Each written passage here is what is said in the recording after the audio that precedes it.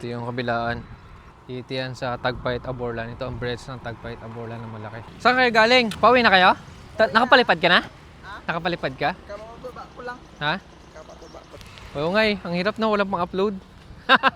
Wala na pang-upload. Wala na pang upload.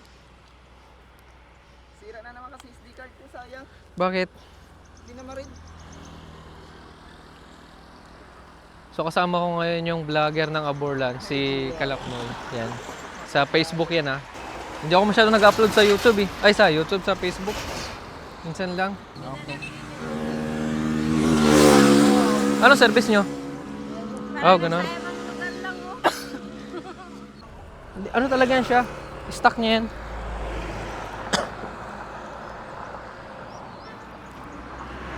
Pero ano yan?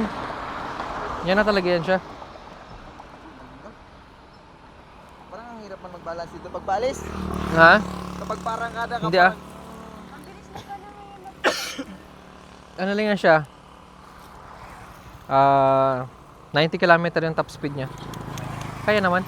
Nara. Ha? Kaya to Nara. Kaya narabalikan. Oh, maganda. Kaya niya, narabalikan. Sagit lang man yan sa kanya. Pero okay lang rin. Pauwi na ako eh. Wala kasi magawa. Tuwang-tuwa talaga ako doon sa picture ni ano eh. Hindi ako makaget over eh. Oo. Ayun ko. Grabe.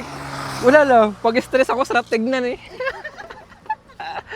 Nakakatawa yung picture niya. Kuwang-kuwa talaga eh. Loko din to si ano eh. Taon-tunti na. Mga kilala natin yan dito sa Aborlan. So yan sa mga vlogger ng Aborlan guys na malakas din sa mga views. Yan. Aborlan Palawan, location natin oh. Hindi ko alam kung anong pitsa ngayon. Bisitahin natin yung ating paboritong lulo na matanda dito sa amin. Ay, wala sila. Hindi natin silang matatagpuan ngayon guys dahil wala sila lulo. Ito nga pala yung bahay ng aking mga lulo. Yan. Andito. Yan. Napakalaking tulong ito sa turismo ng San Manuel kasi hindi lang napapakita yung parang typical na merienda, kundi napapalabas din yung pagiging creative ng mga San Manuelian. Ang mga future plans namin sa mga ganito ay, of course, matulungan sila para mas maparami pa yung mga gumagawa ng... Tulog yung mga matatanda guys. Tulog sila.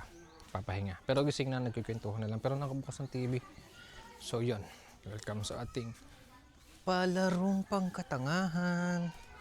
Saan ka nagpunta? Lahi-lahi na ang pinupuntahan mo. Nag-ikot lang. Ha?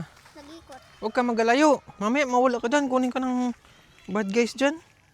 Dito lang. Hindi ka maglayo-layo.